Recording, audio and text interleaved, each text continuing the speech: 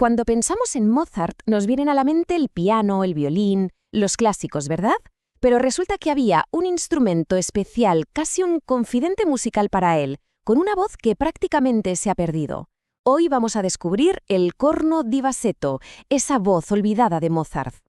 Bueno, es muy probable que la respuesta sea que no, y es normal, porque su historia es tan fascinante como desconocida. Hablamos de un instrumento que era clave, una especie de herramienta secreta de Mozart para crear atmósferas muy concretas, de esas que van de lo ceremonial a lo muy emotivo, un verdadero tesoro sonoro de su época. Vale, vamos a meternos en materia. Lo primero, y esto es importante, que el nombre no nos engañe. Corno suena a cuerno, a trompa, ¿verdad? Pues no. El corno di bassetto es, en realidad, de la familia del clarinete. Para que nos hagamos una idea, si pensamos en el clarinete que todos conocemos, el soprano, con su sonido brillante, el corno di bassetto sería como su hermano mayor, con una voz mucho más grave, más profunda, más rica. De ahí su nombre en italiano, pequeño cuerno de bajo, que ya nos da una pista de por dónde van los tiros. Bien, ahora que ya sabemos qué es, toca viajar un poco en el tiempo. ¿De dónde sale este instrumento tan particular? ¿Por qué se inventó? Pues, como casi siempre en el arte, todo nace de una necesidad, la de encontrar sonidos nuevos, colores diferentes para la música del siglo XVIII. Lo que resulta muy llamativo es lo rápido que evolucionó todo. En cuestión de unas pocas décadas, el instrumento encontró su forma definitiva. Todo arranca sobre 1760, con uno de los primeros modelos documentados, obra de Anton Mayrhofer. 10 años después, en los 70, ya se empieza a ver esa forma angular tan característica.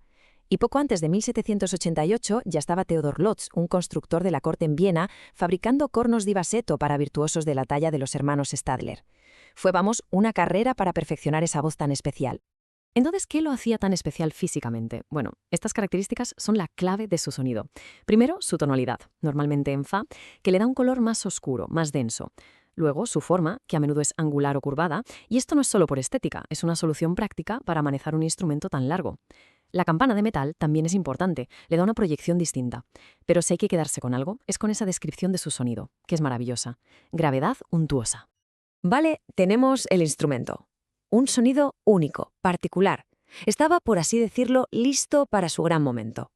Y ese momento llegó, claro, de la mano de un compositor que supo entender como nadie todo su potencial. Y es que en esa Viena de finales del XVIII, que era un auténtico hervidero musical, Mozart no es que lo descubriera y ya, es que se quedó fascinado con él.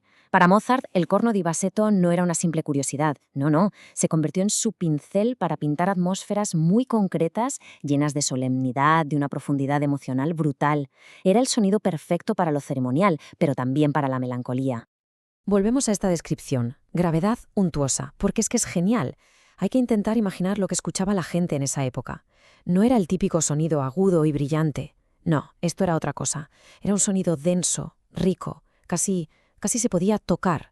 Una voz que tenía el poder de llenar una sala entera con una sensación de peso, de ceremonia.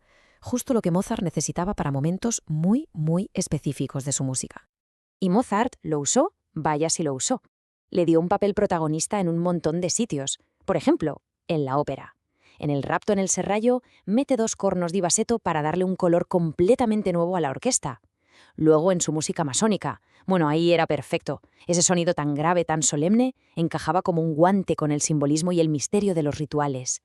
Y por supuesto también le dio un papel como solista, inspirado sobre todo por el increíble talento de su amigo, el clarinetista Anton Stadler. Vale, y ahora llegamos a un punto que es un poco lioso, la verdad. Un punto que ha generado muchísima confusión durante años, incluso entre los musicólogos. Y es que hay que dejar algo muy claro. No todos los instrumentos que llevan el apellido Basset son lo mismo.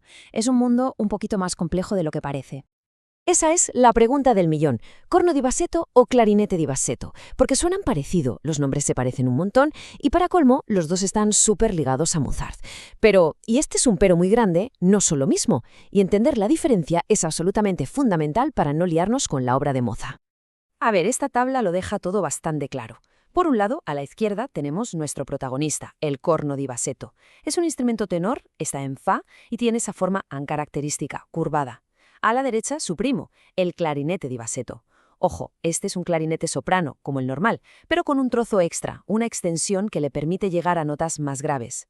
Está afinado en la o en si bemol y suele ser recto. Así que sí, son familia, pero cada uno con su propia personalidad y su propio trabajo en la orquesta. Y aquí viene la gran revelación, el dato clave que lo cambia todo. El famosísimo concierto para clarinete de Mozart, esa maravilla, no lo escribió para el corno di bassetto, no.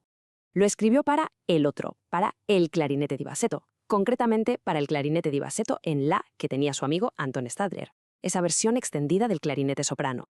Ese es probablemente el punto de confusión más grande de toda esta historia. Entonces, después de Mozart, después de ese momento estelar, ¿qué pasó con el corno di bassetto? Pues como le ha pasado a tantos otros instrumentos a lo largo de la historia, su estrella empezó a apagarse poco a poco. Entró en una especie de ocaso, aunque su sonido, su eco, nunca desapareció del todo. A ver, no desapareció de la noche a la mañana. Compositores de la talla de Beethoven o Mendelssohn todavía lo usaron alguna que otra vez, porque ese color tan especial seguía atrayendo. Pero poco a poco la orquesta sinfónica fue cambiando, evolucionando, y el corno di bassetto, pues, se fue quedando atrás. Y hoy en día, pues hoy se usa sobre todo en lo que llamamos interpretaciones históricamente informadas, o sea, cuando se quiere recrear el sonido exacto de la época.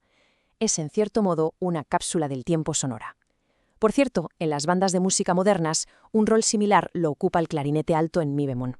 Al final, la historia del corno di bassetto es un recordatorio genial de que el pasado de la música está lleno de voces olvidadas, de sonidos que fueron súper importantes en su momento y que hoy pues casi nadie conoce. Y nos deja con una pregunta flotando en el aire, ¿no? ¿Cuántos otros instrumentos, cuántos otros timbres únicos estarán por ahí esperando a que alguien los redescubra y los traiga de vuelta para enriquecer la música que hacemos hoy?